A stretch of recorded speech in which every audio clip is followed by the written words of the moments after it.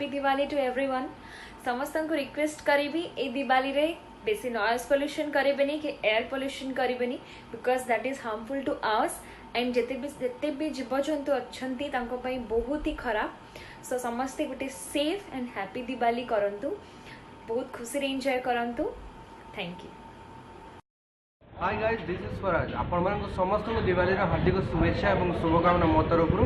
First कथा है यहाँ देखिए जमा भी कन्फ्यूज हेनी कहीं मो सेट्रे अच्छी मोर शूटिंग चलती टोटाली ठीक अच्छी मोर किसी भी ना। तेज आपण मानक ये वीडियो कर माध्यम मुझे जनवाई चाहूँगी जे आम घरे जो पशुपक्षी अच्छा कि बाहर भी जो मैंने अच्छा जीवजंतु आमपाई जोड़ा खुशी से दुख न हो कहीं आम जोटा को आम शुणिपार तार 10 टाइम्स अधिका कान सार्फ है से जल्दी शुणी पार।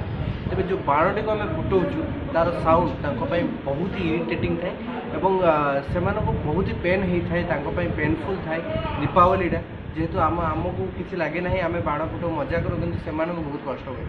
समस्त अनुरोध करी सुरक्षापी आम निजे समस्त हाथ मिलैबा और जिते संभव कष्ट देवा ना सुरक्षित रखा।